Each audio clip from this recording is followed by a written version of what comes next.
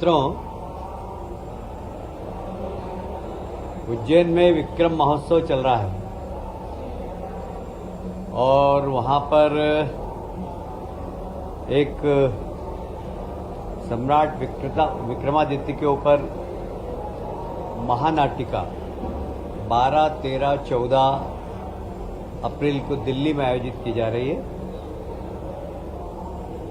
आप सभी जानते हैं, सम्राट विक्रमादित्य ने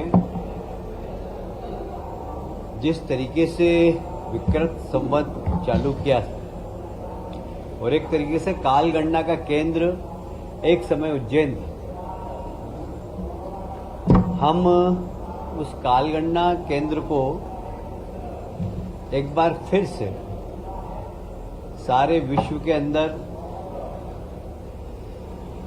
बताना चाहते हैं, क्योंकि हमारे जो गणितज्ञ हैं उन्होंने समय को 1 सेकंड के 34,000वें हिस्से तक कैलकुलेशन किया और इसलिए हमारे गणितज्ञों की विशेषता को हम सारी दुनिया को एक बार फिर से बताना चाहते हैं।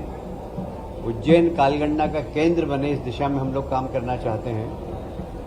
और उसी के साथ साथ आप सभी जानते हैं कि भारतीय कैलेंडर की शुरुआत गुड़ी पड़वा से होती है।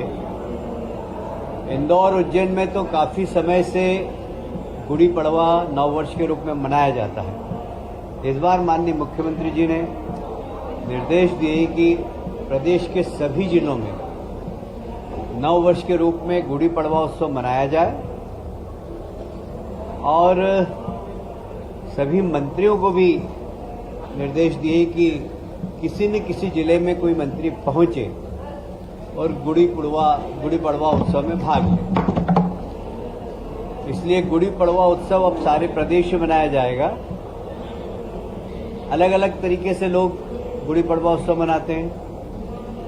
सुबह सुबह 5:30 बजे सूर्य की आराधना करते हैं। गुड़ धना ये खिलाया जाता है। हमारे आयुर्वेद में ऐसा कहा गया है कि गुड़ी पड़वा को नीम की कोमल पत्ती खाने से वर्ष भर आप बीमार नहीं होते।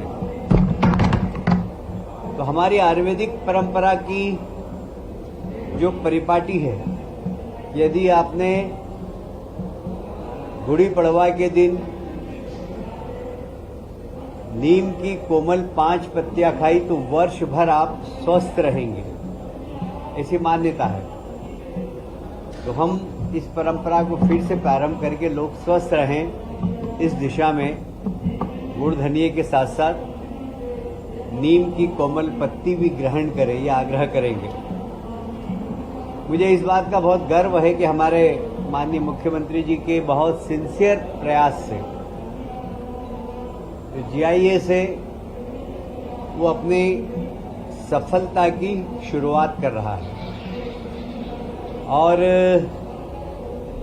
जैसा कि पहले बताया गया था कि सभी प्रमुख सचिव जिनके यहाँ MOU हुए हैं वो साप्ताहिक उसकी प्रगति का अध्ययन करें और रिपोर्ट माननीय मुख्य सचिव को दें। मुख्य सचिव हर महीने इसकी समीक्षा करेंगे अलग अलग विभाग से और 2 महीने में माननीय मुख्यमंत्री जी इसकी समीक्षा करेंगे। उसके परिणाम आना प्रारंभ हो गए। अभी 21 मार्च को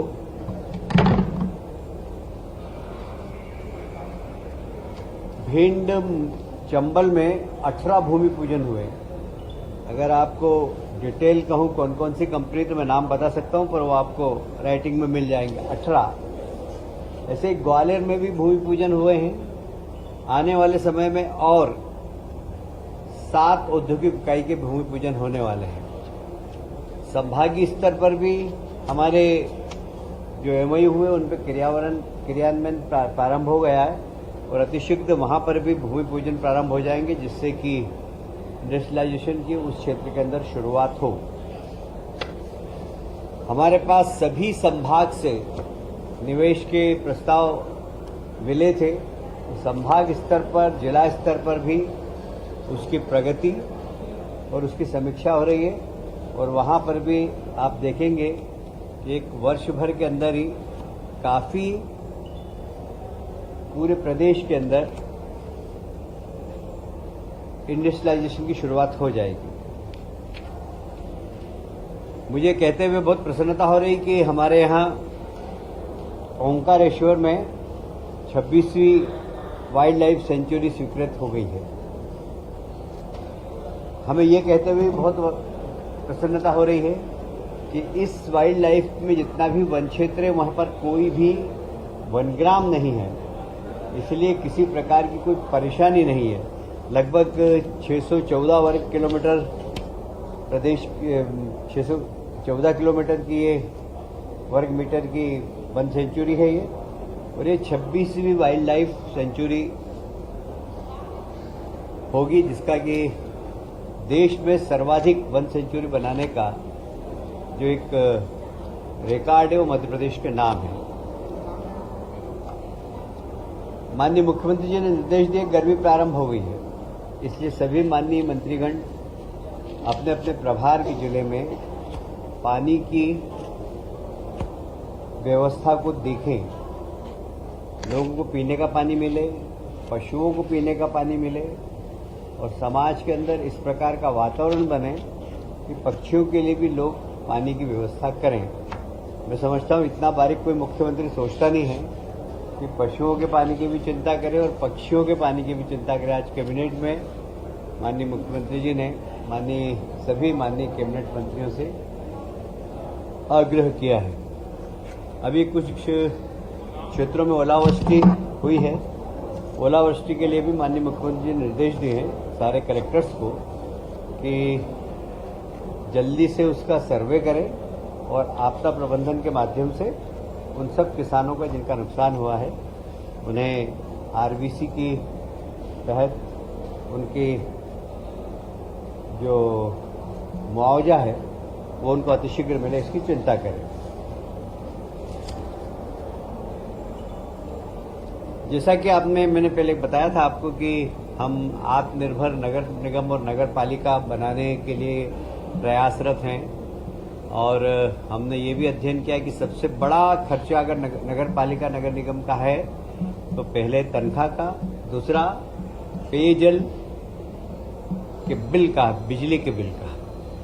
हमने उसको कम करने के लिए सोलर प्लांट प्रदेश में 4 बड़े लगाने का निर्णय लिया है, उस पर कार्रवाई चल रही है। उसी प्रकार से लोक स्वास्थ्य यांत्रिकी विभाग भी जितनी भी समूह जल योजना है उनके लिए भी अब सोलर प्लांट लगाने का आज कैबिनेट में उन्होंने अनुमति मांगी थी, जिससे कि जल योजनाएं बहुत भार नहीं आए, कम कीमत पर और उनको बिजली उपलब्ध हो सके।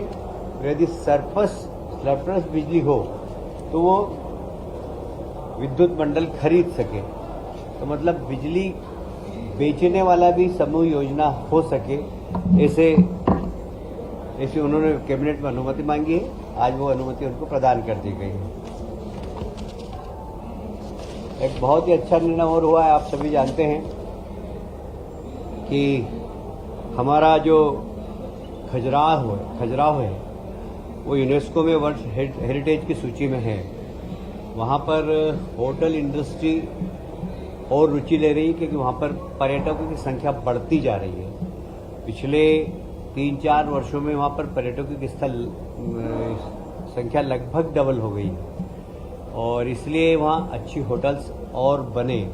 वहाँ पहले से ही राजगढ़ कोठी ओबेरॉय ग्रुप के पास थी। ओबेरॉय ग्रुप आप जानते हैं कि देश का सबसे प्रतिष्ठित होटल व्यवसाय में से एक है।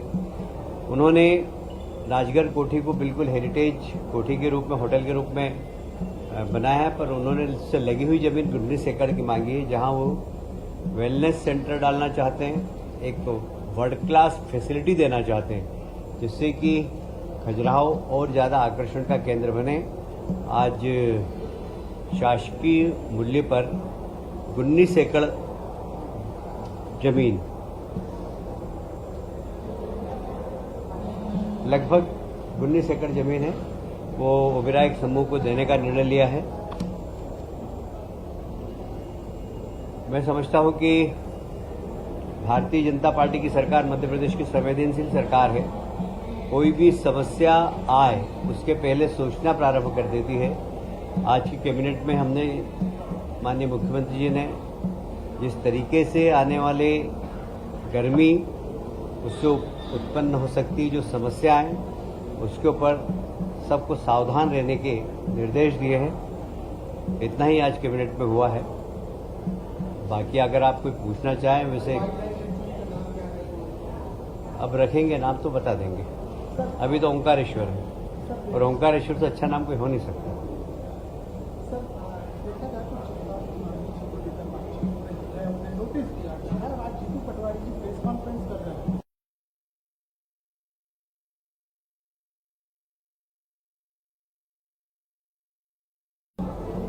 देखिए, भारतीय जनता पार्टी जीतू पटवारी जी के इशारे पर थोड़ी चलेगी।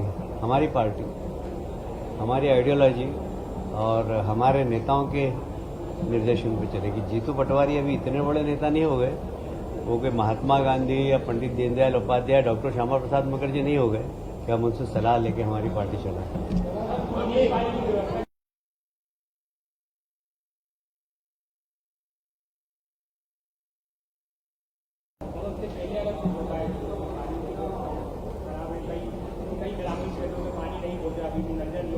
मैंने पहले ही बता दिया कि मुख्यमंत्री ने निर्देश दिए हैं कि पूरे जिले में जाकर लोगों के पास जल पानी पहुंचे, उसकी समीक्षा करें।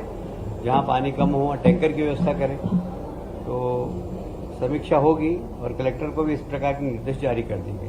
माननीय लोक सेवा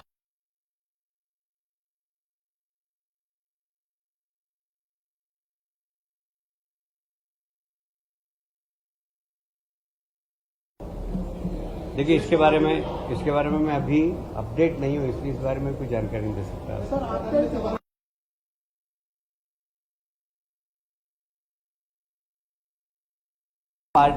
पार्टी अपने नियम और कानून से चलती है, किसी दूसरी पार्टी के नियम और कानून से नहीं चलती। इसलिए हमारे यहाँ कोई भी काम कार्यकर्ता अगर करता है तो हम अब देखते हैं कि वो अनुशासनहीनता की श्रेणी में आता है तो नोटिस देते हैं।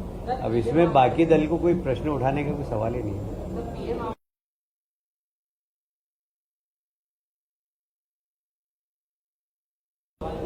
देखिए, 80-90% पीएम आवास योजना हमारी समय सीमा में पूरी हुई है और मध्य प्रदेश को उसमें अवार्ड भी मिला है दूसरे नंबर का। कुछ लोकल कारणों के कारण कहीं पर स्टे हो गया, कहीं पर जमीन नहीं मिली, कहीं वन विभाग की जमीन थी, वन विभाग ने आपत्ति ले ली, कहीं ठेकेदार की डेथ हो गई। इसलिए ऐसे बहुत सारे 3-4 जगह, बहुत जगह नहीं, भोपाल में है, एक दो केस जबलपुर के हैं, एक आध सागर का, एक छिंदवाड़ा का, ऐसे 4-5 जगह है। तो उसकी हम समीक्षा भी कर रहे हैं और अतिशीघ्र उसका निराकरण। Thank you.